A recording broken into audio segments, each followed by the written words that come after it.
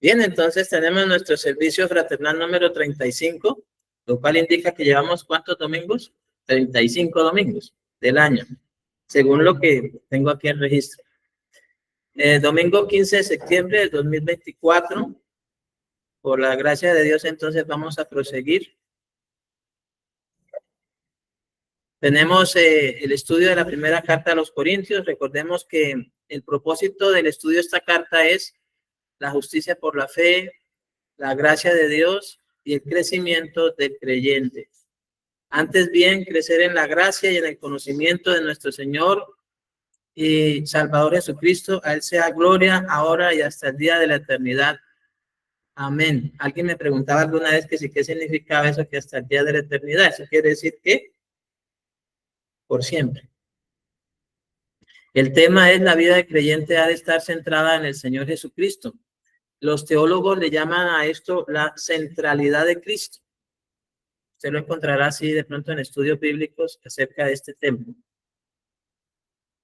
Hoy tenemos la primera carta de los Corintios, capítulo 8, lo cual nos va a llevar capítulo 8, capítulo 9, capítulo 10, hasta el versículo 1 de capítulo 11 va a estar hablando acerca de la libertad cristiana.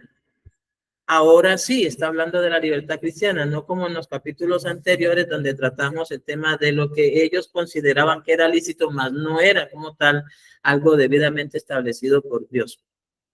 Aquí sí va a hablar de la libertad cristiana, pero tiene un énfasis muy distinto a lo que es la libertad concebida en el entorno humano, ¿sí? No voy a valerme de dichos porque no es el hecho, valerme de dichos populares o humanos para tratar asuntos espirituales. Pero esto va a ser muy distinto, o sea, lo que él les va a enseñar acerca de la libertad cristiana le fue enseñado a los corintios y creo que a todas las iglesias de Asia, porque Pablo hacía esa labor en todas las iglesias. La libertad cristiana tiene un énfasis y es preservar la salvación del otro. O sea, es una libertad con un alto grado de responsabilidad en cuanto al proceder, la conducta, las cosas, de la manera como nosotros vivamos, lo que decidamos, va a tener bastante influencia y se va a demandar de nuestra parte el cuidado que mediante esas acciones, palabras, costumbres, hábitos, cómo eso va a llegar a afectar a otro. ¿Sí? Entonces, es una libertad cristiana muy distinta a lo que hoy se promueve, que es que cada persona sea libre de hacer lo que quiera. Acá la libertad cristiana va a hablarnos en estos capítulos del 8, 9, 10 y hasta el versículo 1 del 11 acerca de que esa libertad cristiana es una libertad con el cuidado de no afectar la fe, en ese caso, de otro. En este capítulo en especial se habla de débiles, o sea, de personas que necesitan crecer y fortalecerse en la fe. Y es, por ejemplo, para mí como ministro del Evangelio, que llevo 30 años ya haciendo esta labor, yo veo que hay personas que llevan mucho tiempo en el Evangelio y todavía son débiles.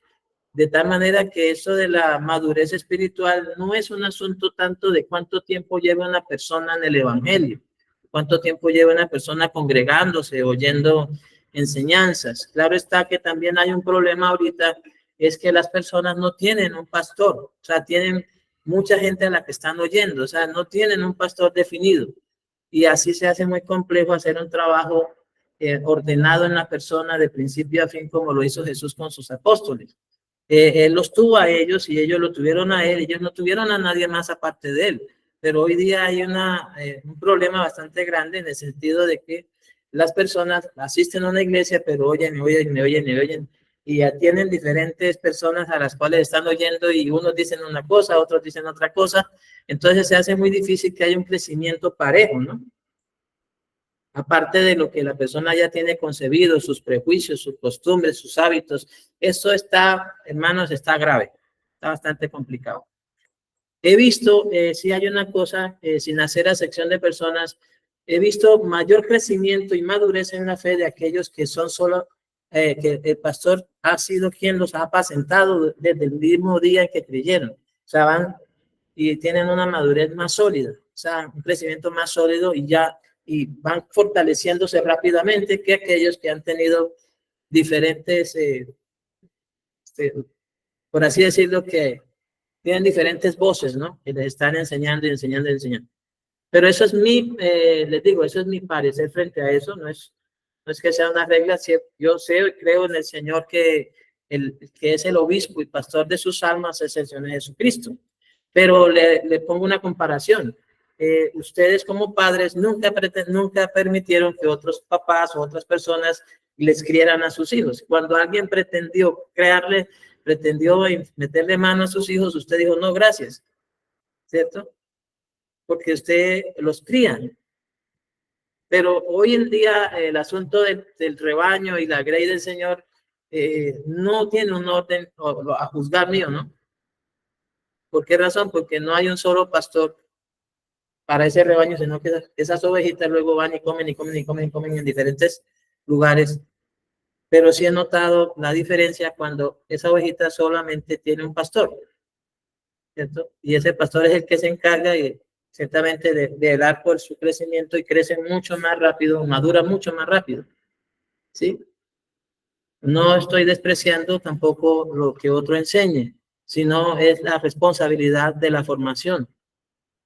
O sea, ¿saben qué, amados hermanos? Gran parte de la tarea que he hecho en estos últimos 4 o 5 años es estar corrigiendo y estar corrigiendo cosas mal enseñadas, defectos en enseñanzas, problemas doctrinales, posturas doctrinales diferentes. Y eso es desgastante también. Entonces, para que ya entendamos de entrada de qué se va a tratar la libertad cristiana, diferenciándola de lo que ellos consideraban como lícito, de esto va a tratar estos capítulos. Y dice lo siguiente, en el nombre del Señor Jesucristo. 1 Corintios capítulo 8, versículo 1. En cuanto a lo sacrificado a los ídolos, sabemos que todos tenemos conocimiento. Veamos a ver de qué se trata. El conocimiento envanece, pero el amor edifica. Si alguno se imagina que sabe algo, aún no sabe nada como debe saberlo. Pero si alguno ama a Dios, es conocido por él. Entonces, los primeros 3 versículos abordan una cosa bastante sensible como lo es la inflación del conocimiento y la llenura del amor. O sea, ciertamente el conocimiento lo que es como, llega a ser en dado caso como una levadura que hace crecer, ¿no? Sí. Pero hay que diferenciarlo del conocimiento que es para vida eterna, que no tiene levadura. Pero un conocimiento que se adquiera sin que esté regido debidamente por el amor, será un conocimiento que a la postre solo servirá para aparentar. O sea, un conocimiento vano. Estaremos llenos o sea, inflados, no llenos, sino inflados de mucho conocimiento, por lo que les decía anteriormente, ideologías y todo, pero sin que ese conocimiento ciertamente esté sujeto a los principios establecidos por Dios. Él va a estar tratando un tema que para los corintios era bastante trascendental, ellos lo estaban viviendo en su contexto, en su momento. Vamos primeramente al contexto para respetar el contexto de la carta en sí. Era muy frecuente, como ya sabemos, habían alrededor de más de 10 templos en Corinto. Cada templo tenía su dios, que ya ustedes conocen, que hemos hablado acá, el templo Afrodita o a la diosa de los corintios. Y era muy normal ver, hablándolo en términos sociales de esa época, que presentasen sacrificios, ¿no? a esos dioses. Y llevaban sacrificios y presentaban sacrificios en cada uno de esos templos, ¿no? Con la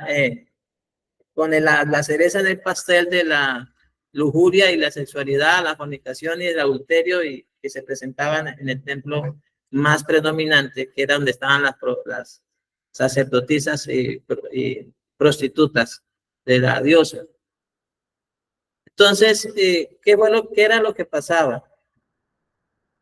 Cuando ya las personas se convertían al Señor, de hecho, tenían conocimiento que donde sacrificaban los animales, esa carne tenía ya un destino, que era ser también ofrecida y sacrificada a los ídolos. No solamente el pueblo de Israel, de acuerdo a lo que hemos estado estudiando en el libro de Levítico, se le dio que presentara sacrificios a Dios como figura y tipología de Cristo, porque ya eso ya se estaba dando, ya estaba teniendo lugar en las naciones de su alrededor, y cuanto más en el tiempo de los griegos también, que estaban bajo ahora la dominación romana.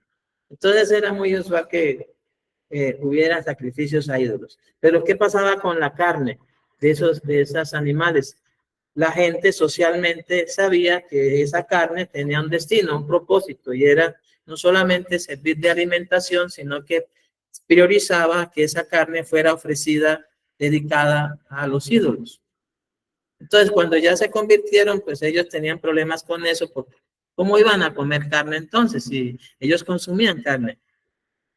A eso se refiere el capítulo 8. ¿Cómo vamos a resolver eso? Le preguntaron los corintios a Pablo. Entonces, en cuanto a lo sacrificado a los ídolos, él lo dice así por la pregunta que le hacen frente a ese problema. Dice, sabemos que todos tienen conocimiento.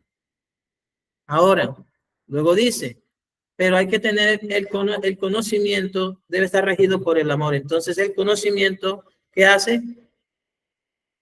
Conocimiento lo que hace es que se infla, ¿cierto?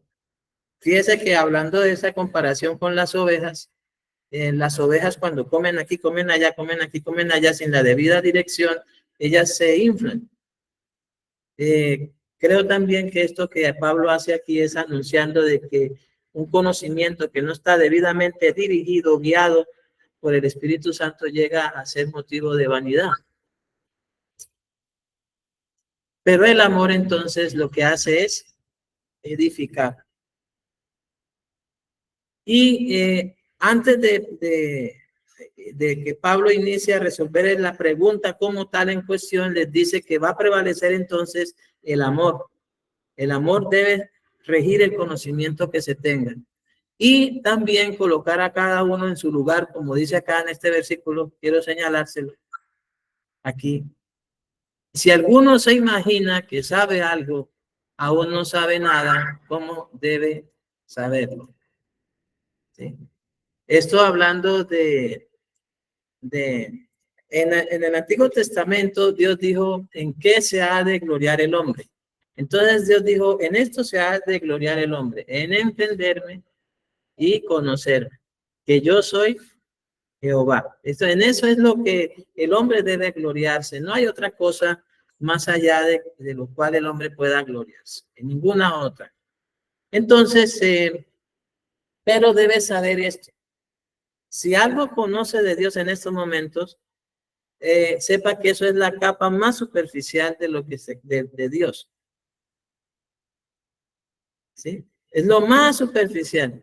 O sea, lo que nosotros conocemos de Dios es como una delgada capa de hielo o como esas escarchas sobre de la mañana. Eso es lo que nosotros conocemos de Dios. Y lo que pasa con ese conocimiento es que sería entonces para nosotros lo que Dios nos concede conocer de Él. Pero Él es mucho más de eso que nosotros pretendemos o creemos conocer de Dios. Recordemos en el caso de Job. Job tenía en su concepción que él conocía a Dios. Y entonces hablaba de una circunstancia o de las cosas en razón de lo que pensaba que Dios, ¿qué? De lo que conocía de Dios. Fíjense usted la respuesta. Cuando una persona conoce la capa más superficial de su conocimiento de Dios, Vean lo que hizo Job frente a la situación, que yo particularmente, y yo creo que usted concuerda conmigo, es muy raro que un cristiano evangélico se exprese así acerca de su situación.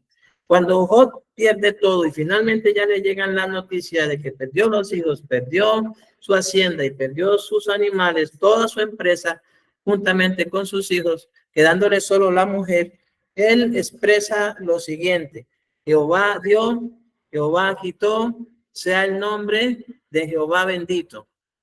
Usted, yo creo que es muy rara vez ha oído un cristiano evangélico expresarse de esa manera frente a la pérdida de un ser querido, frente a, no hablemos de pérdida, ¿no? Sino más bien de, en el contexto cristiano evangélico, cómo se expresa un padre, una madre frente a la partida. Más bien se oye más bonito, ¿cierto? Que pérdida es que se perdió. Frente a la partida, a la presencia del Señor de uno de sus hijos. Frente a la partida, o en ese caso, el fallecimiento, porque en ese momento no se hablaba de que los hijos de Job partieron a la presencia del Señor. Sabemos a dónde, de acuerdo al contexto del compromiso que Job tenía con su esposa y con su casa, con sus hijos, porque era un hombre responsable, era una cabeza de hogar responsable. Muy distinto a los varones cristianos evangélicos de hoy, que solamente en su mayoría son solo cristianos evangélicos de nombre, de apodo, más no de compromiso por la salvación de su esposa y la de sus hijos. Son varones muy dejados y faltas de juicio. Confío en Dios que los que están acá no tengan ese problema. Pero siendo Job un varón justo, temeroso de Dios, íntegro, cierto, recto, él trabaja por la salvación de su esposa, cuida a su esposa en lo que su esposa expresa y lo que vive, y cuida a sus hijos porque cada uno de ellos se convidaban cada día a hacer banquetes y solían pasar el día y la noche en casa se turnaban, ¿no? En casa de sus hermanos, compartiendo como familia. Hijo, cada mañana se levantaba, como hacen todos los hombres cabeza de hogar tan juiciosos, se levantan primero que la esposa a orar, ¿cierto? Y a interceder por su esposa y por sus hijos, porque son juiciosos, ¿cierto? Porque son un modelo de esposo, porque son juiciosos. Eso creo que son los que están aquí, ¿cierto? Son juiciosos, se levantan de madrugada a interceder por su esposa y por sus hijos. ¿Qué hacía Job entonces en ese juicio que tenía con su esposa y con sus hijos? Cada mañana se levantaba y presentaba sacrificios a Dios por sus hijos, por si quizás sus hijos hubieran pecado contra Dios. Qué hombre tan juicioso. Pero usted dirá, bueno, eso era Job, ¿sí? Muéstreme a alguien en el Nuevo Testamento que fuese así. Bueno, tenemos a Cornelio. Cornelio ayunaba, dedicaba un día a la semana para ayunar por la salvación de su familia. O sea, eran hombres comprometidos con su rol como esposos, entendieron que para eso se casaron. Ellos se casaron y se unieron a una mujer y tuvieron hijos para presentarlos a Cristo. Entonces, Job, en su debido juicio, él presenta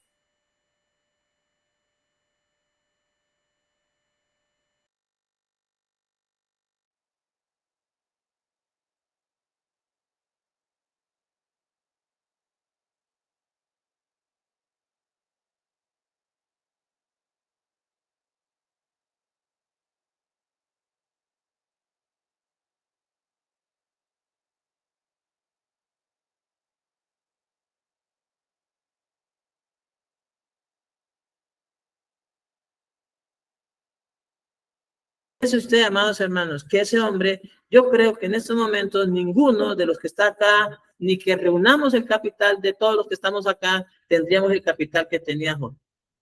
Ninguno. Porque era un hombre muy rico. Y usted sabe cómo andan los ricos, ¿no? Ellos se ocupan de administrar eso y están encima de los negocios y viendo cómo poner a producir más y más. Pero ese hombre cada mañana de madrugada alistaba su sacrificio a Dios en lugar de sus hijos. ¿Cuál era entonces el conocimiento que tenía Job? Si estamos hablando de una delgada capa, superficial capa de conocimiento, que Dios no tolera el pecado y que no es injusto si castiga al pecador. O sea, tenía conocimiento de que Dios era un Dios justo y que aborrece el pecado y ciertamente no le agrada ninguna persona que esté pecando.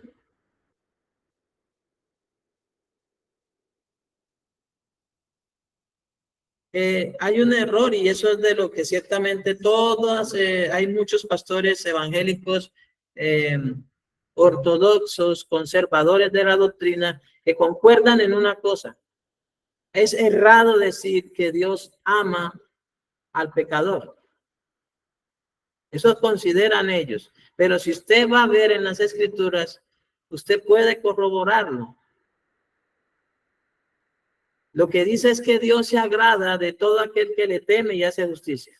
Se agrada de esas personas. Y si Dios se agrada solamente del que le teme y hace justicia, entonces Él aborrece y desprecia y no le agrada a aquel que hace pecado. ¿Cuál es el problema al decirle a alguien que Dios le ama? Que la persona puede decir, pues Dios me ama, entonces me ama tal como soy. Eso suena muy romántico, muy poético, pero eso no es verdad. ¿Ah? Hay una canción cristiana evangélica, sí. Bueno, entonces eso sería una herejía. Si hay una canción evangélica cristiana que dijera que Dios le ama tal como soy, eso es una herejía. Dios no nos ama tal como somos. Eso es pura mentira, no es verdad. Sí sabe que es como Jesús dijo que nos ama. El Padre mismo os ama porque habéis creído que Él me envió y que salí de Él. Es la única manera como Dios nos ama. Jesús lo dijo. Dios ama a todos aquellos que han creído en su Hijo Jesucristo. El Padre mismo os ama porque habéis creído que Él me envió y que salí de Él. Es eso. Entonces, ¿a quién ama a Dios? Al pecador. Dios, usted no va a encontrar eso en ninguna parte de la Biblia. Quizás lo encontrará en discursos muy poéticos y románticos por ahí, en predicaciones y enseñanzas, ¿no? Contemplativas. Pero eso no es así. Job entendía que Dios aborrece el pecado y no le agrada ninguna persona que hubiese pecado contra él. Entonces, esa era una primera perspectiva que Job tenía, entendimiento que tenía de la justicia de Dios. La paga por el pecado es la muerte. Entonces, el otro conocimiento que tenía de Dios es que ciertamente la única manera de que hallar perdón de pecados es por derramamiento de sangre y que alguien, o en ese caso los animales, pagasen por sus hijos, por si quizás sus hijos hubieran pecado. O sea que tenía lo que nosotros tenemos. Un conocimiento también muy delgado y superficial de lo que es la justicia por la fe. Eso en cuanto al pecado, o sea, estar consciente plenamente de ir y presentar el animalito en sacrificio por los hijos, porque sin derramamiento de sangre no hay perdón de pecados.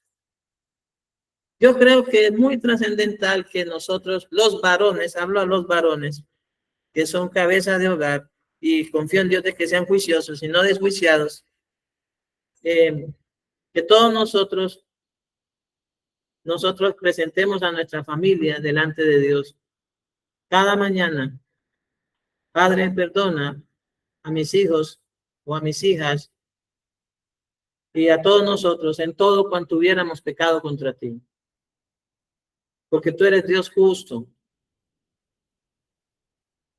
misericordioso y compasivo, que no das por inocente al culpable ni al que toma tu nombre en vano. Eso deberían ser. Otra cosa, otro conocimiento que Job tenía, si usted estudia el libro de Job, es en cuanto, es que Dios es el que da. ¿Quién le dio los hijos? Dios. ¿Quién le dio la hacienda? Dios. ¿Quién le dio el ganado y se lo multiplicó? Dios. ¿Quién le dio la riqueza? Dios. Entonces, ¿cómo Dios da? Dios quita y punto. Y ahí termina la chilladera. Que llamo yo chilladera, no es que chillamos mucho, ¿sí? Algo pasa y a juzgar nuestro, perdimos algo, entonces pues, nos ponemos dramáticos en vez de reconocer, bueno, Dios dio, Él quitó. Un hombre en una ocasión, tengamos en cuenta eso, ¿no? Jehová dio, Jehová quitó en el contexto de un hombre como Job, que era un hombre justo, temeroso de Dios. Padre responsable, esposo responsable, cabeza de hogar responsable. No estamos hablando en el contexto de esposos y padres de familia irresponsables, desjuiciados con la vida espiritual de su familia. Quiero que entendamos bien eso para que no nos enredemos, ¿no? Estamos hablando en el contexto de un hombre justo, tipo Cornelio, tipo Abraham, tipo, en este caso, podría ser también José, el esposo que fue el esposo de María, ¿no? O José también, o Daniel, José de Egipto, Daniel de Babilonia, que estuvo en Babilonia. Estoy hablando en ese contexto, ¿no? En el contexto de esposos o padres de familia, varones que sean desvergonzados, ¿no? O sea, que no tomen en cuenta a Dios. Entonces, entendiendo este hombre que es Dios quien da las cosas, Dios las quita. Y él dice, Jehová dio, Jehová quitó. En una ocasión, hablando con un varón, él tiene una muy alta estima de sí, más de la que debe tener, que eso también genera un problema de falta de humildad para con Dios y en la relación con los demás. Cuando alguien tiene un más alto concepto de sí del que debe tener, es un problema, porque esa persona va a pretender ser más que otro y a todos los va a mirar por encima del hombre. Le dije, enseñándole sobre esto, y dijo, yo no recibo esas palabras. O sea, él no recibió lo que es inspirado por Dios en las Sagradas Escrituras, que es inspiración del Espíritu Santo, que es canon doctrinal, que está dentro del canon doctrinal de las Sagradas Escrituras, el libro de Job. Él no aceptó que sea Dios quien dé y que sea Dios quien quite. Él dijo, yo sí creo que Dios da, pero no quita. Yo dije, bueno, tenemos. Cuando alguien se pone así de pesado, con el tiempo sabrá quién es el que manda. ¿Recuerden quién se puso pesado y experimentó quién manda? Cuando en el caso de Nabucodonosor, habiendo visto el buen ejemplo de Daniel, él dijo, un día salió en su palacio y dijo, esta es la gran Babilonia que yo he edificado, y inmediatamente el juicio de Dios vino sobre él porque no dio gloria a Dios. No fue sino hasta que después de que Dios le restaura su cordura que este varón dice, Dios pone y quita reyes. A quien quiere exalta y a quien quiere humilla. Y él se humilló. ¿Estamos convencidos de que Dios es el que da o es que lo vamos a ganar lo hemos ganado con mucho esfuerzo, con el sudor de la frente? Les recuerdo, para quienes expresen esa palabra, que creo que es muy usual en Colombia, sobre todo con estos calores que está haciendo sobre los 30 grados, decir que es que esto lo he ganado con el sudor de mi frente, sepa que eso está sujeto a esa maldición. Cuando Dios dijo al hombre, por cuanto obedeciste a la voz de tu mujer, maldita será la tierra por tu causa, espinos y cardos te producirá. O sea que la tierra empezó a perder vigor y ha perdido vigor hasta el punto de que hoy está prácticamente como una mujer que está de parto. Gime con dolores como de mujer que está de parto. La tierra quedó maldita por causa del pecado. Entonces le dice con dolor, ¿cierto? Comerás del pan. Pero luego dice con el sudor de tu frente. ¿Quiere usted expresarle a Dios y decirle a su esposa y a sus hijos y a la gente que usted ha ganado eso con el sudor de su frente? Que eso es debido a su sabiduría o su inteligencia. Pues entonces sepa que está bajo maldición. Porque cuando Dios le dijo eso a Adán, luego le dijo lo siguiente: hasta que vuelvas a la tierra. Todo está bajo maldición. Hasta que vuelvas a la tierra de donde fuiste tomado, pues polvo eres y al polvo volverás. Y hoy hay un conflicto en el corazón de mucha gente sobre cómo van a rendirle honras fúnebres a su familia. No, es que toca, como Dios dijo, al polvo. Ah, bueno, ¿a quiénes van al polvo? Los que están malditos. O sea, Adán fue maldito por el pecado. Y por causa de ese pecado, él volvería al polvo.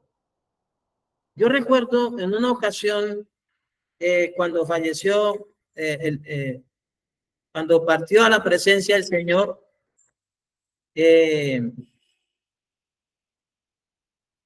un hermano en la fe, no le voy a decir el nombre, un hermano en la fe que partió para estar en la presencia del Señor,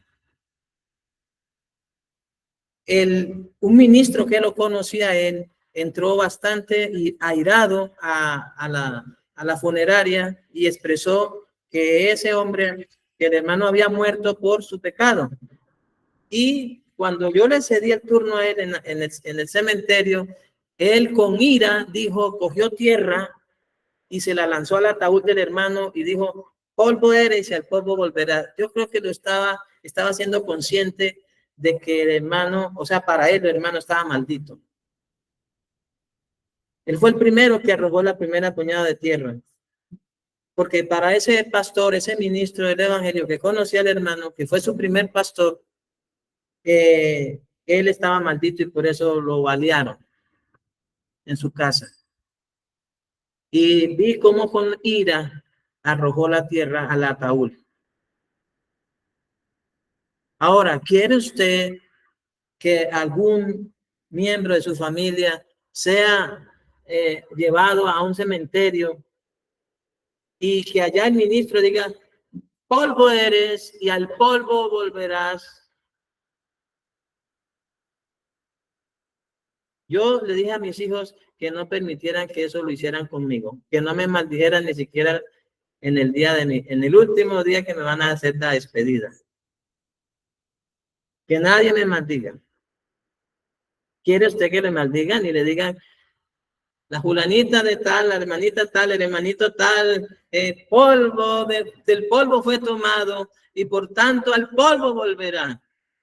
Pues sépase que eso fue dicho a un hombre que desobedeció a Dios y que por mucho que Dios le preguntó a él, a su esposa, ninguno se arrepintió, ninguno reconoció su pecado y quedaron malditos. ¿Quiere usted ser sepultado con esas honras fúnebres?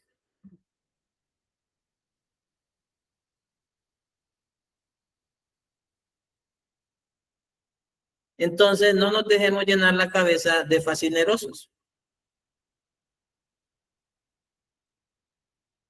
Hay que cambiar el discurso funerario de las honras fúnebres. ¿Qué fue lo que le pasó a los hijos de Job? Estaban todos reunidos en una casa, en una de las casas de los hijos. ¿Y la casa qué pasó? ¿Vino qué? Un viento y la casa cayó sobre ellos y murieron. Pero en el momento en que ellos murieron y le llegó la noticia a Jod, Jod, ¿qué dijo? Jehová me los dio, Jehová me los quitó y descansó. Ya, definitivamente. Pero tengan en cuenta una cosa, ¿qué venía él haciendo? Cada mañana se levantaba de madrugada a interceder delante de Dios por sus hijos para que Dios los perdonara. Él, por eso él tuvo mucha paz. Luego perdió el ganado, perdió la empresa, perdió todo. Y aún su salud. Tenía un conocimiento que es admirable. Porque una de las cosas es que otro conocimiento que Job tenía de Dios es que a Dios no se le atribuye despropósito alguno, a diferencia de nosotros. Nosotros nos pasa algo y empezamos a culpar a Dios. Primero, es el culpable. Es el primer culpable de lo que nos está pasando. Pero Job sabiamente dice que una cosa que aseguró en medio de del sufrimiento fue no pecar contra Dios. No pecar. Dice, en todo esto no pecó Job, ni atribuyó a Dios despropósito alguno. O sea que tenía un conocimiento bastante claro de lo que era un Dios santo, de no atribuir, de no pecar contra Dios por las dificultades y por las aflicciones, como muchos de los cristianos evangélicos hoy mal criados están. Y que por cualquier cosa se ofenden contra Dios y pelean contra Dios y le reclaman a Dios, antes no se mueren al instante. Deberíamos estar muertos por tantas reclamos. Porque ¿quiénes somos nosotros para decirle a él qué haces? Por eso está escrito, dirá el vaso de barro al que lo formó, ¿por qué me hiciste así? Eso es altercar contra Dios. Un pastor sobrelleva eso de las personas, pero porque es pastor, pero Dios no tolera eso. Entonces, un pastor oye a la persona quejarse y murmurar contra Dios y empezar a renegar contra Dios, y uno como que sobrelleva la cosa y bueno, y lo encausa, ¿no? Pero delante de Dios ha pecado. Eso que esa persona hizo requiere expiación. Esa requiere que la persona se confiese ante Dios y le pida perdón. Eso, la charla del pastor y la oración del pastor no cubrió ese pecado. Hay muchos pecados y muchas cosas, ofensas contra Dios que no están cubiertas y están demandando pago. Pague, mijo. Porque es que la paga por el pecado es la muerte. Todo pecado se paga con la muerte. Pero Dios en su misericordia y compasión lo que permite es que la persona apele a él mediante la sangre de Cristo para ser perdonado.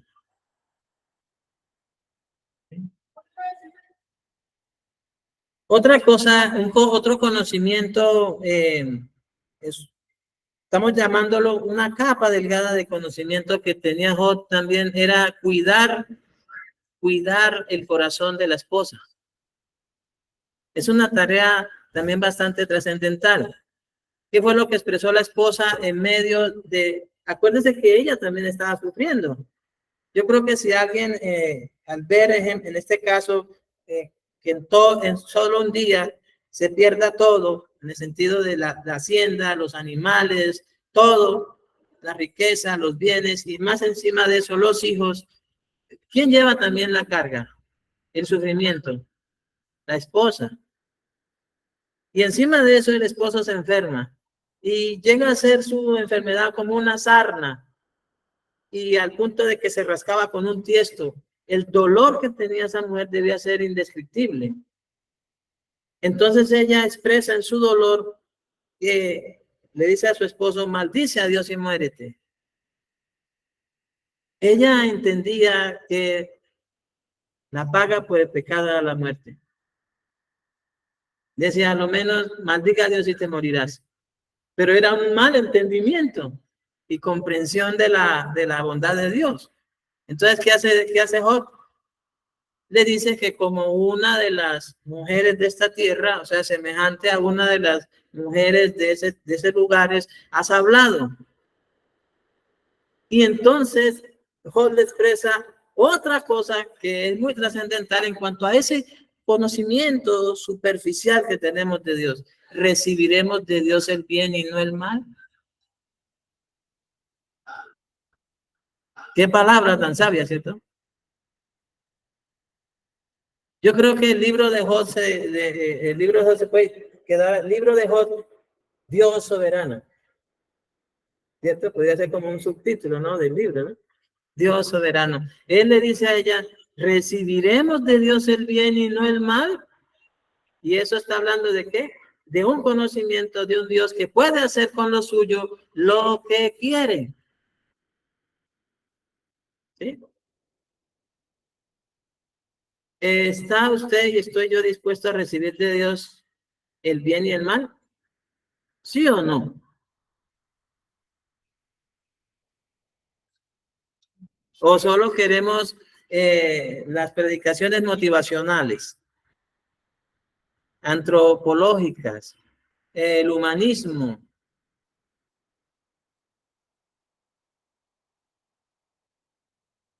¿Está usted, estoy yo dispuesto a recibir de Dios el bien y el mal?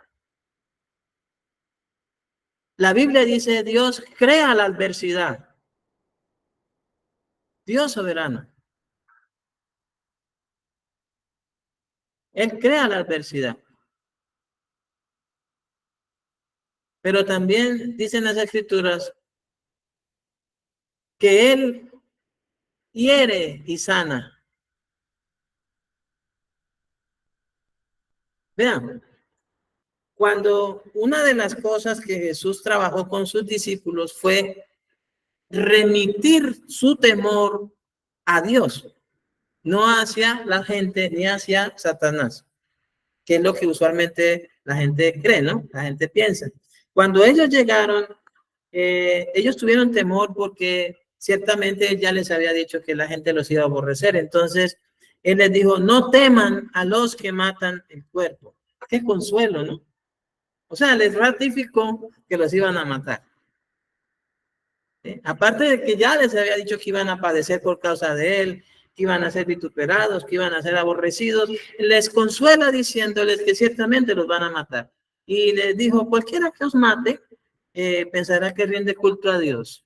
Qué consuelo, pero es verdad. Y estoy hablando de gente justa, no de gente desjuiciada. El desjuiciado es capaz de negar a Cristo y negar la verdad y entregarse a Satanás. Estoy hablando de gente seria en su fe para con el Señor. Y él les dice, miren, no teman a los que matan el cuerpo. El alma no la pueden matar. Teman más bien. Yo les puedo decir a quién van a temer. Teman a Dios. Él puede, después de haber quitado la vida. No está hablando de Satanás que quita la vida, o que temamos a Satanás porque Satanás quita la vida y tiene luego poder Satanás para echar en el infierno. Jesús dijo, teman a Dios que tiene poder para quitar la vida. O sea, amados hermanos, cuando algo así tiene lugar, ¿cuál debe ser el temor reverente? Sino rendirnos y humillarnos ante Dios y dar gracias y decirle, Señor, tú das y quitas.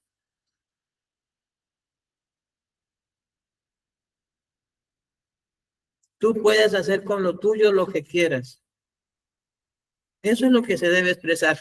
Pero alguien me decía, pastor, ¿y cómo hacemos? Porque estamos mal enseñados, y es que estamos mal enseñados desde niños. A que merecemos, somos dignos, somos víctimas. O sea, cuando somos niños, nos enseñan es a recibir, ¿cierto? a recibir, a recibir. Cuando somos adultos, es que tú te mereces esto, ¿cierto? Tú te mereces esto. Siempre estamos en función de que nosotros somos los que merecemos. De niños recibimos.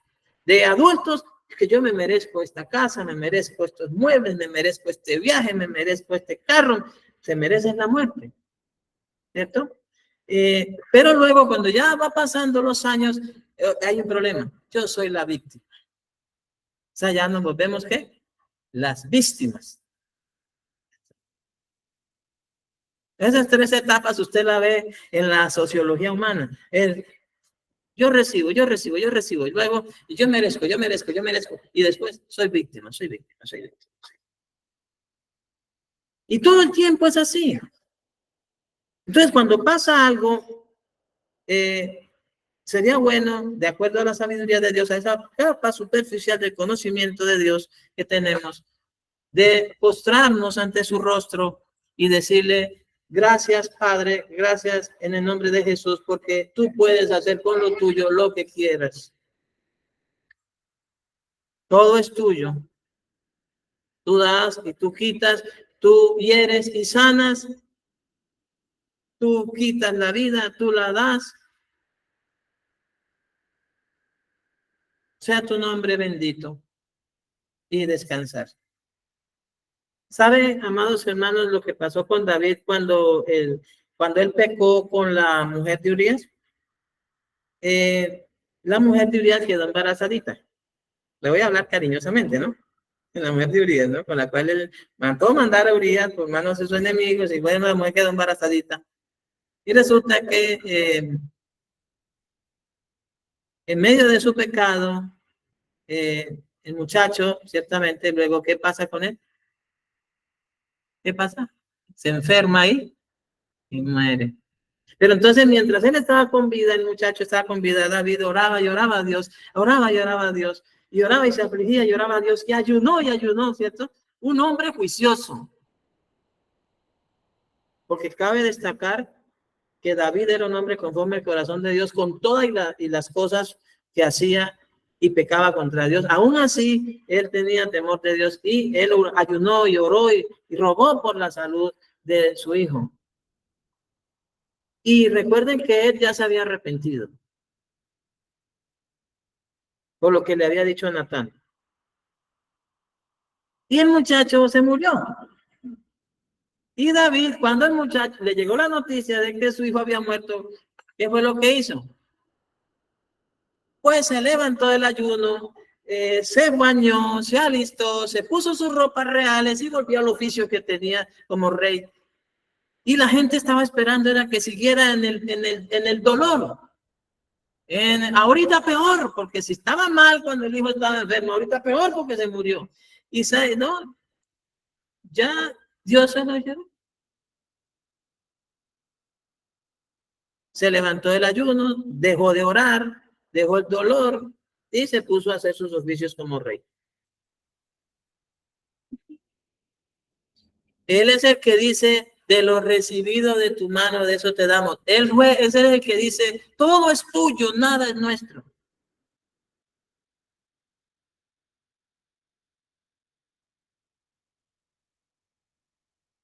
Estamos a tiempo. Yo creo que, amados hermanos, yo sé que muchos de acá, me incluyo, llevamos un poco más de 30 años en el Evangelio, pero nos falta madurar.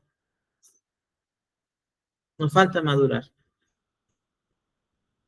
Nos falta crecer, dejar de ser débiles. Necesitamos definitivamente dejar de pensar que nosotros somos dignos de recibir todo. Eso es una postura de un niño. Pablo, hablando sobre eso, dijo: cuando era niño hablaba como niño, pensaba como niño y juzgaba como niño. O sea, dejemos de ser niños. De que, mejor dicho, que no nos puede pasar nada porque somos hijos de Dios. Vaya a ver si es verdad. Porque eso es que no hemos entrado a tratar un tema que es bastante delicado, que es la misericordia y la compasión de Dios, que eso no la tiene con todo el mundo. y que eso va a derivar en que un día se sepa quiénes fueron los que, de quienes Dios tuvo misericordia y de quienes no, porque eso también depende de él. Y no hemos tratado ese tema. No lo hemos abarcado, eso necesitaríamos para unos 3 años consecutivos para entenderlo bien. Porque es que estamos muy mal formados. Por eso se nos dice que Pablo dijo, bueno, cuando ya fui hombre dejé lo que era de niño. Nosotros no estamos para estar reclamándole a Dios nada, absolutamente. ¿O es que pretendemos ser merecedores de todo? No, tampoco. Ni victimizarnos. Maduremos. Y tenemos el ejemplo. Mire, Santiago en su carta dice, tenemos como ejemplo de aflicción a los profetas y menciona a Job. ¿De acuerdo? Tenemos de aflicción a los profetas y menciona a Job y dice y que el Señor es misericordioso y compasivo. Y uno puede ver el fin que Dios le dio a la situación de Job.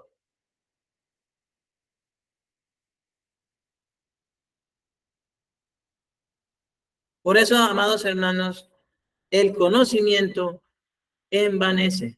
Un conocimiento muy soplado, o semejante a una levadura. Si el conocimiento no está regido por el amor, ese conocimiento va a ser puro bagazo.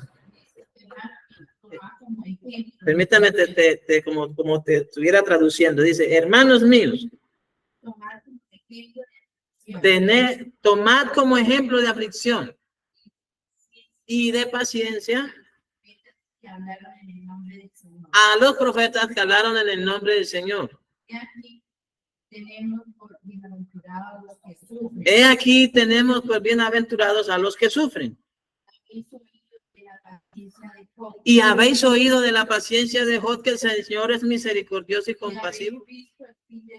¿Y habéis visto el fin que el Señor le dio a ese asunto?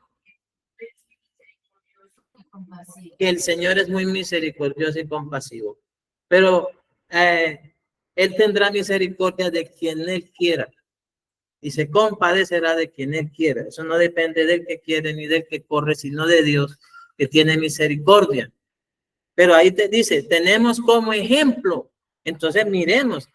Ayer una persona por allá en cierto lugar del país me dijo, tenía una situación, lo estaba afligiendo una situación. Yo le dije, le di una receta, le dije, póngase a leer tal libro, léase ese libro. Ah, bueno, solo tiene 4 capítulos, le dije. Ah, bueno, sí, está bien, tiene solo 4 capítulos. Yo sí, pero léelo por 10 días consecutivos. Y se te va a quitar eso. ¿Por qué? Porque la fe es por el oír la palabra de Dios. Él va a oír a la voz de Cristo allí en ese libro y será sano. Él es obediente, yo sé que lo va a hacer. Yo creo que ya lo hizo anoche o ya lo habrá hecho esta mañana. Por 10 días le di eso. Porque la verdad, la incredulidad y la dureza de corazón y cualquier aflicción que uno tenga, dice, ciertamente primero hay que recurrir a la palabra y a la oración. Palabra y oración, palabra y oración. Y él me dijo, yo le dije, yo hago eso. Y él se asombró de que yo haya sido afligido. Se me quedó mirando así como con ojos de asombro. ¿Cómo así que usted también se angustia? Sí, yo me angustio, yo también tengo aflicciones. Y cuando he tenido aflicciones, yo recurro a lo primero que recurro es a la palabra. Me levanto, me arreglo. Ese es el día que mejor me he visto. Me afeito. Ese es el día que mejor pinta me pongo. Y con todo me pongo, con toda aflicción y cargado, como estoy con aflicciones y angustia, me pongo a estudiar las escrituras y a orar.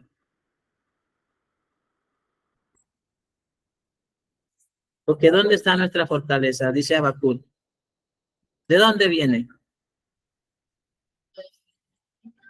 ¿De dónde? Mi fortaleza viene de dónde? De Jehová. Bueno, vamos a terminar de leer el capítulo 8. Quiero que lo leamos, por favor, completo. Vamos aquí en el versículo 2. Dice, y si alguno se imagina que sabe algo, aún no sabe nada como debe saberlo. Pero si alguno ama a Dios, ¿qué dice? ¿Qué pasa si alguno ama a Dios? Es conocido por él. ¿Cómo lo expresó Jesús? Ese conocimiento, el Padre mismo os ama porque ustedes han creído que salí de él y que él me envió. Pero si alguno ama a Dios, es conocido por él. ¿Cuál es el amor a Dios? La obediencia, que guardemos sus mandamientos. Dice, ahora él empieza a abordar los temas relacionados a la comida, con la implicación de lo sacrificado a los ídolos de acuerdo a la cultura de Corinto. Acerca pues de las viandas o los alimentos o la dieta alimenticia que se sacrifican a los ídolos. Aquí hay muchos lugares donde usted va y está un ídolo. No voy a decir los nombres porque, bueno, que Dios perdone a esa gente, ¿no? Pero la mayoría de lugares tienen un ídolo. A ese ídolo se encomienda el lugar y en las primeras horas de la mañana se encomienda la clientela que llega a ese lugar. ¿Sí sabe, no? Así lo hacen. Y eso vean. Sí.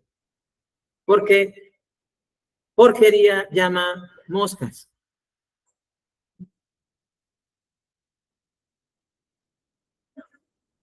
Entonces, dígame. Y en una ocasión me pasó así. Yo me invitaron, yo quería ir a ese lugar, pero yo no lo había visto desde adentro, desde afuera, y veía, sí.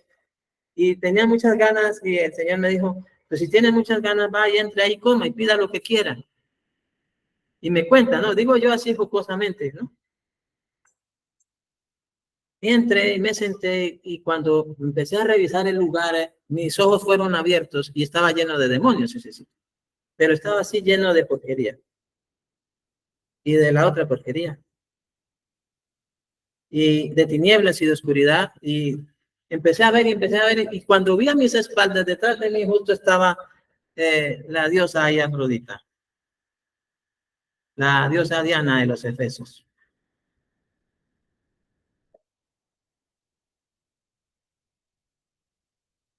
Yo le dije a la persona que me invitó, dije, muchas gracias, vámonos de aquí.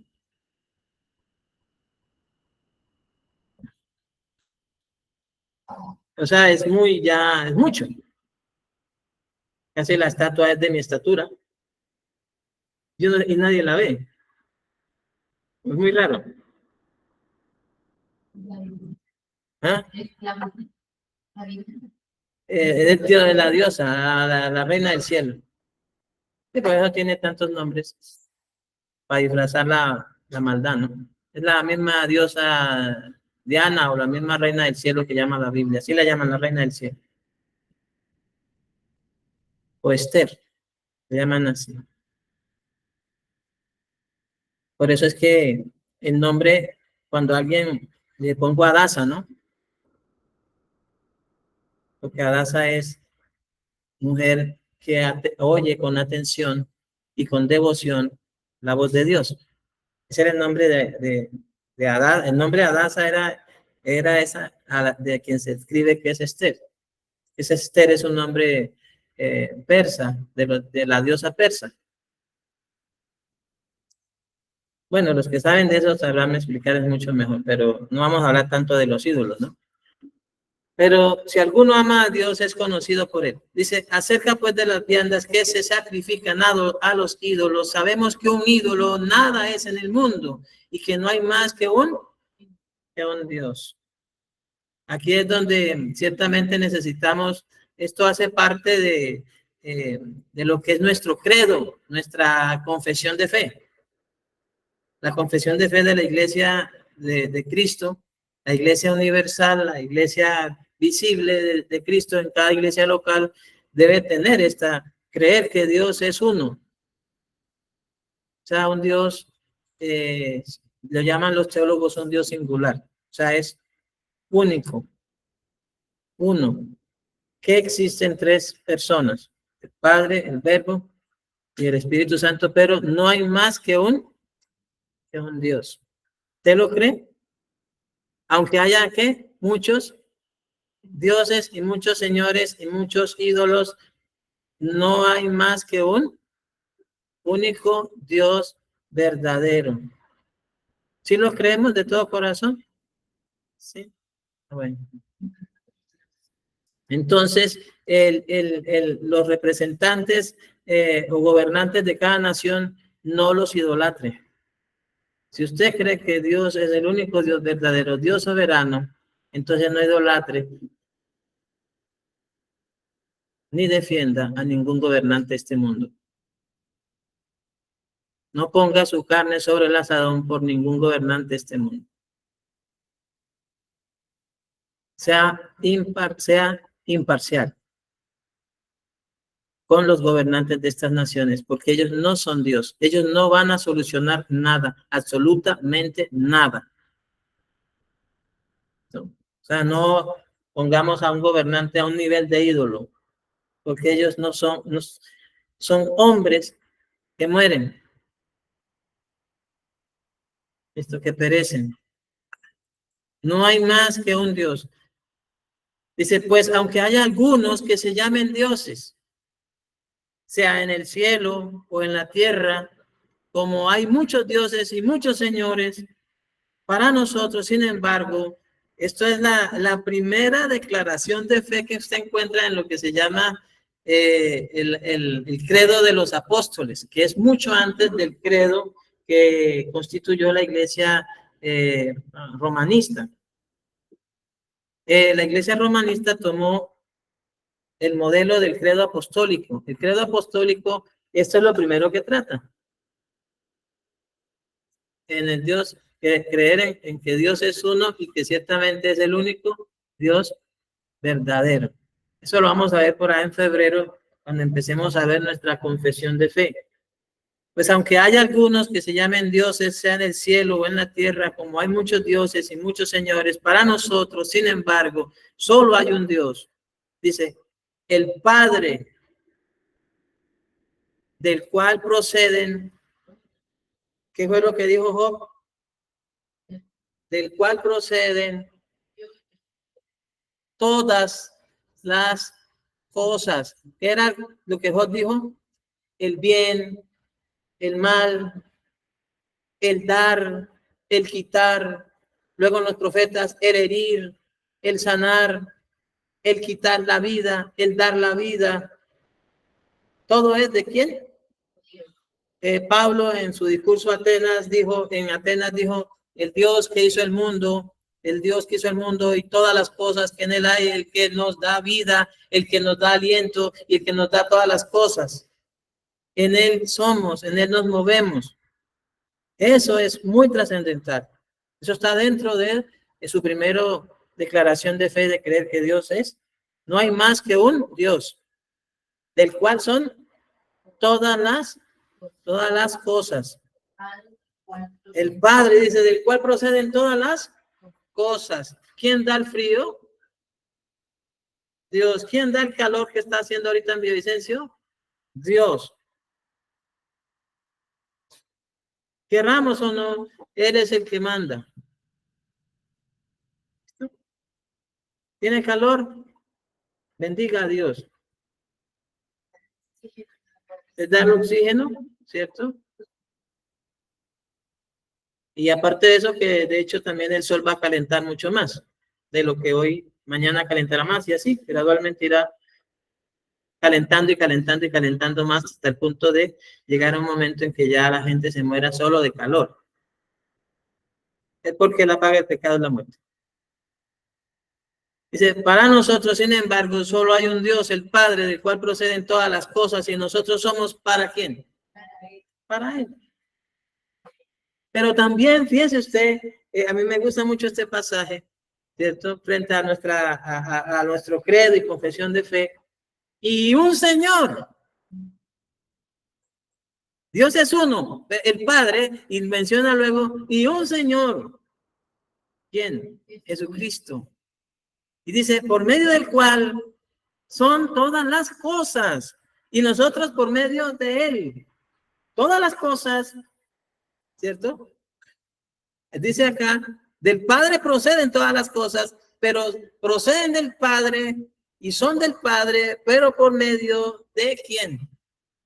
Del Verbo de Dios, de Jesucristo. ¿Sí?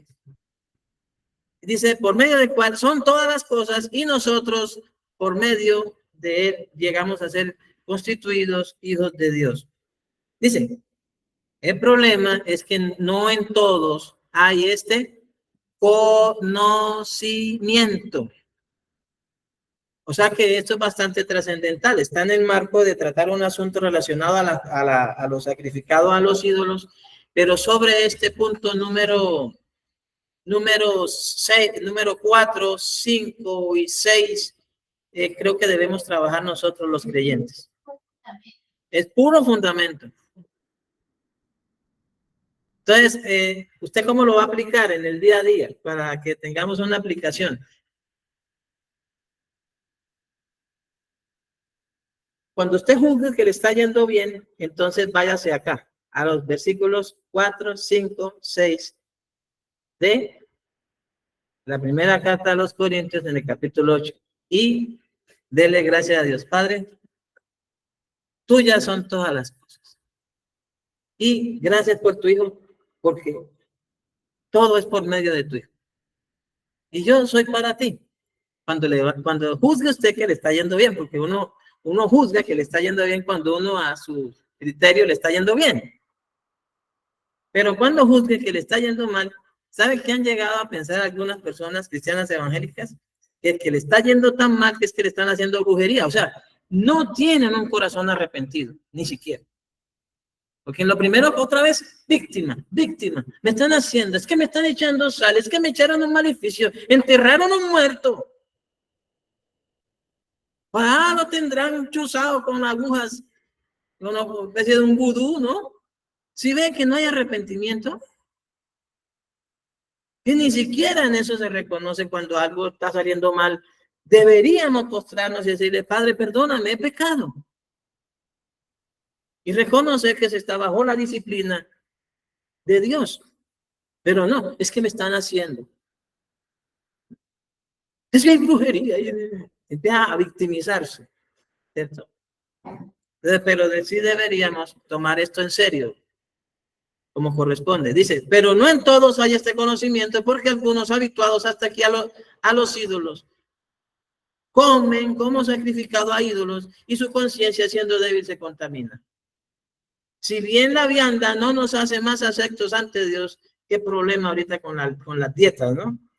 O sea, si bien la vianda no nos hace más aceptos ante Dios, pues ni porque comamos seremos más, ni porque no comamos seremos menos. Pero mirad que esta libertad vuestra no venga a ser tropezadero para los débiles. En el contexto de que no nos vean, en ese caso, en el contexto de ellos, que no los vieran comiendo en lugar de lo que se sacrifica a los ídolos.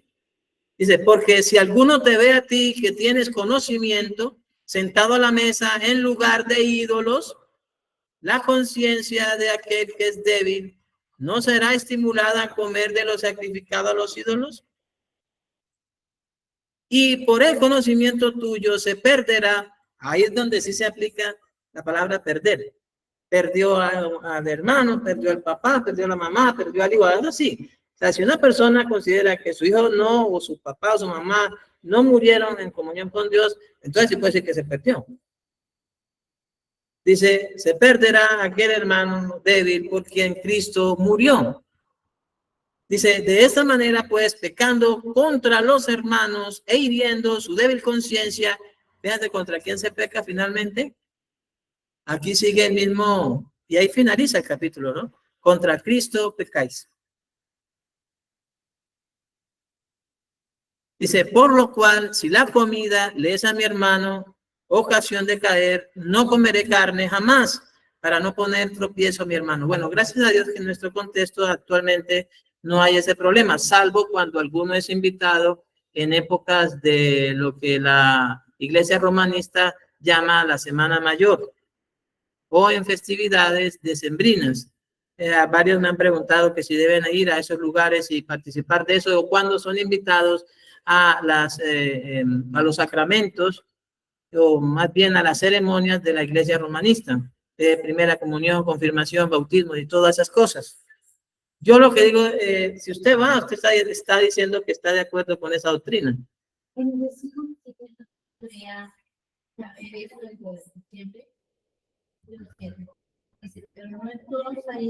Sí. Porque algunos actuados hasta aquí a los hijos comen como sacrificados los hijos. Sabemos que 24 los sacrifican pues. De hecho, sí. ¿Qué es lo que yo? Y tu conciencia siendo débil se contamina. Bueno. ¿A qué se refiere al creyente? Al débil, en este caso. Al creyente débil. Al creyente débil. Sí, será contaminada. Sí, señores. Porque una persona que conoce el evangelio, que piensa que otro que ya tiene más tiempo, que tiene mayor conocimiento, es una persona sabia y apartada, ¿no? Pero yo qué hice con respecto a mi madre.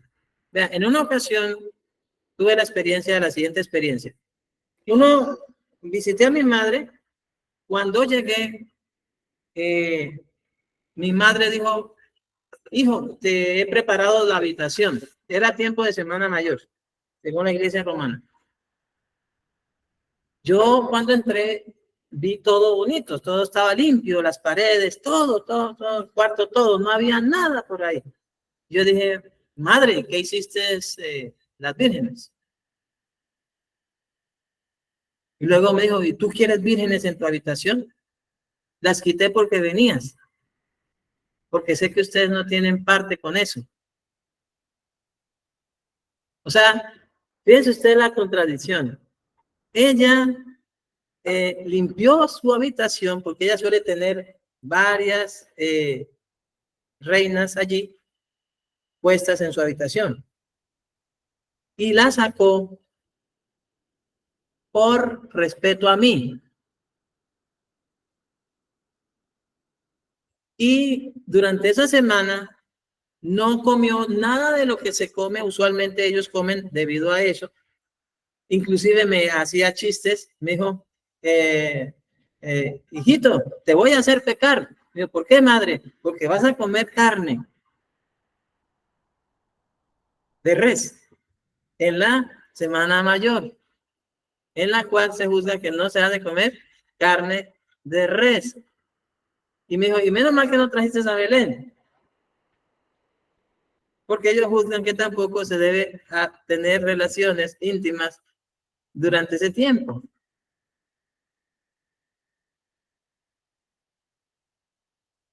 Y nada, absolutamente. Yo no volví por allá en esa semana, ni volví en diciembre. Voy cuando ya no hay ninguna festividades, porque eso no se quita porque alguien vaya. Eso Dios solamente lo quita del corazón. Yo no voy a ir para que mi madre por una semana quite eso y luego lo vuelva a poner. Y suspenda sus cosas porque yo estoy allá.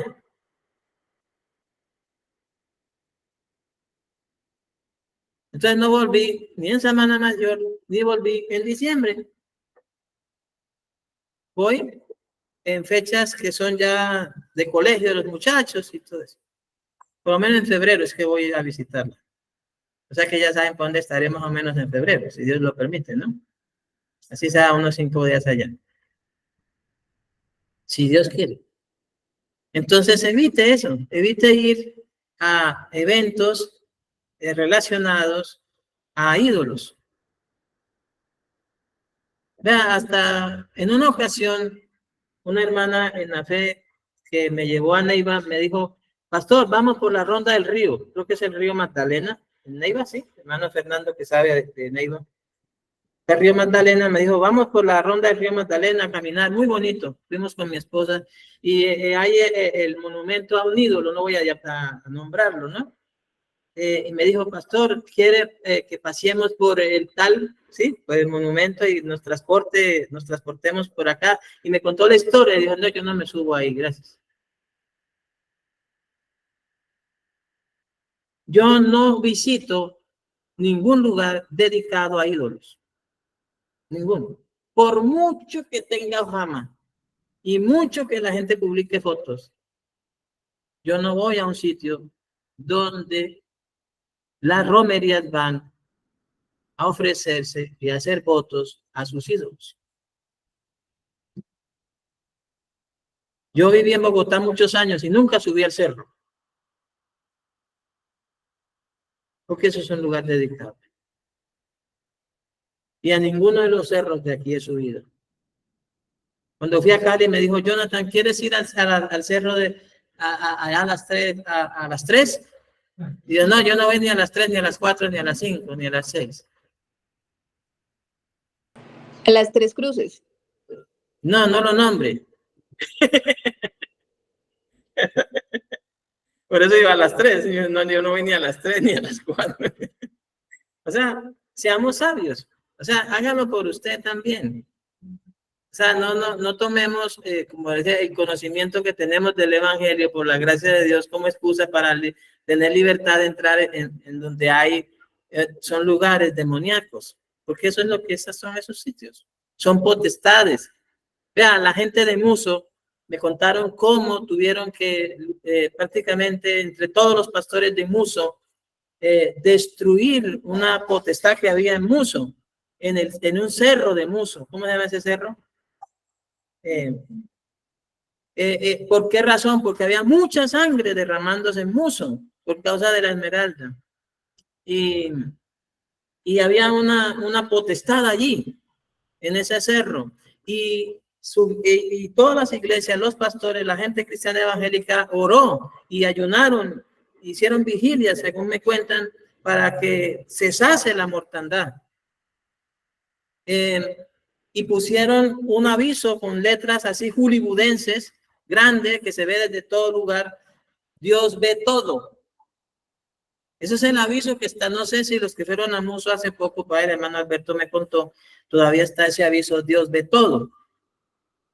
Pero derribaron todos los altares y todas las cosas que habían allá en ese cerro y santificaron el lugar, y la mortandad cesó. Porque es que si se humillaren mi pueblo, sobre el cual mi nombre es invocado, y oraren y buscaren mi rostro, yo perdonaré sus pecados y sanaré su tierra. Yo creo que había que destruir y derribar muchísimos lugares altos en Colombia, sobre todo lo que está en el corazón del hombre. Oremos. Puestos de pie, por favor. De esa manera finalizamos el capítulo 8 de Romanos. Recordemos que estamos en la sección de la libertad cristiana. Capítulos 8, 9, 10, hasta el versículo 1 del capítulo 11. Padre, en el nombre de tu amado Hijo, nuestro Señor Jesucristo, te damos muchísimas gracias porque tú has derribado por la palabra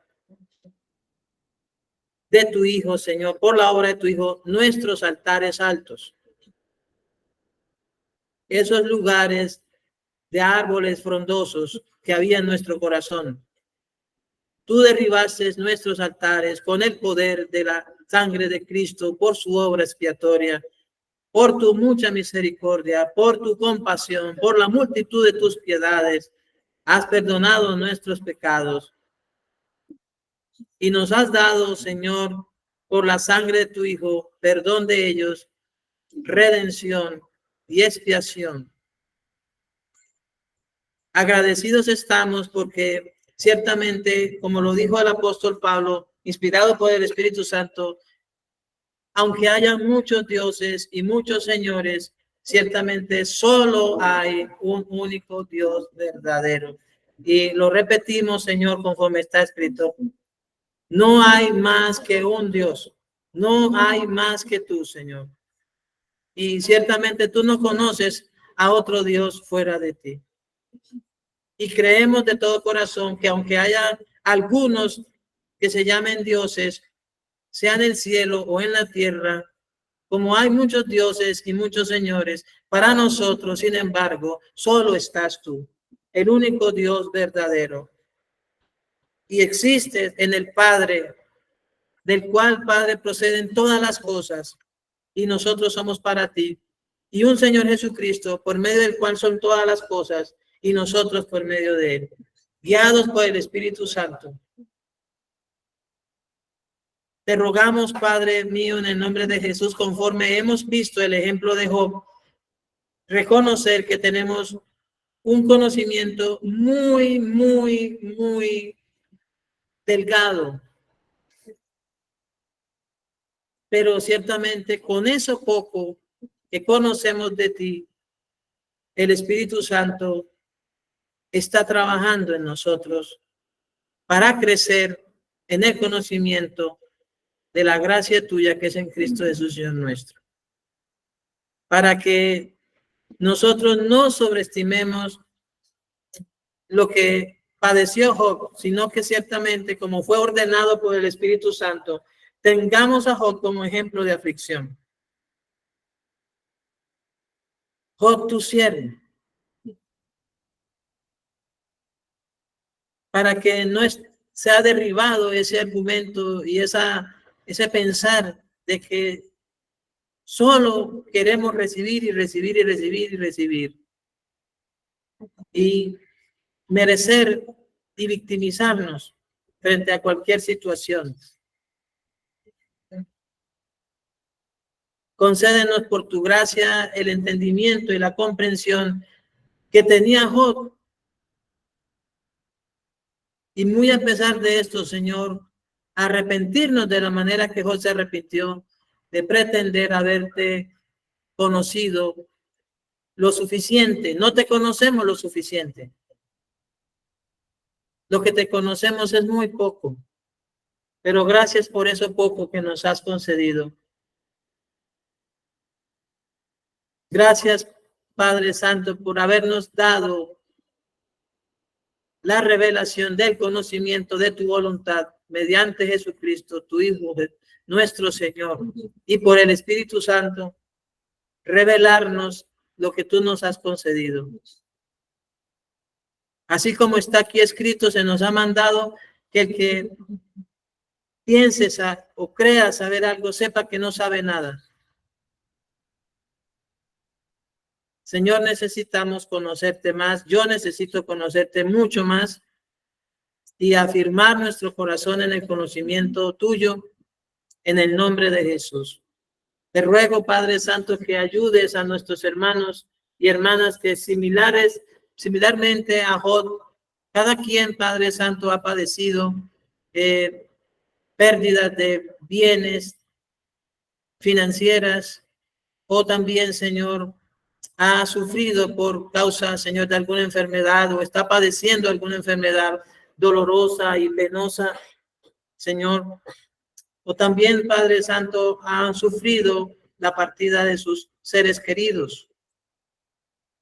Para que de la manera que Job lo expresó, nosotros no atribuyamos a ti despropósito alguno. Que reconozcamos que tú eres quien da, que tú eres quien quita. Y que ciertamente de ti, Señor, es que recibimos todas las cosas, el bien y el mal, la herida y la sanidad, porque no damos gloria ni honra a nadie más fuera de ti. Tú eres Dios soberano. Y creemos a las palabras de Jesús cuando dijo que tú tienes el poder para quitar la vida. Después de haber quitado la vida, también tienes el poder para echar en el infierno. Y eso ciertamente nos aterroriza, Señor. A mí particularmente me da mucho temor, mucho miedo, pero confío en tu gracia. Confío en la obra de Cristo, la cual tú nos has provisto para salvación, como lo dijo Habacuc, Señor. En ti esperamos, en el Dios de nuestra salvación, el cual hace nuestros pies como de siervas y en nuestras alturas nos hace estar y andar. Confiados en tu gracia, por la gracia de Cristo y por la obra del Espíritu Santo en nosotros. Bendigo a mis hermanos aquí presentes, virtual y presencialmente, para que podamos crecer y fortalecernos en esta libertad cristiana, Señor. Que ni aun las cosas que son para nuestra dieta y alimentación sean de tropiezo para otros. Dándonos sabiduría y entendimiento, Señor, para que ayudemos a los otros a fortalecerse en la fe. En el nombre de Jesús. A ti sea la gloria, Padre, por los siglos de los siglos. Amén. Mis amados hermanos, la gracia de nuestro Señor Jesucristo esté con cada uno de ustedes.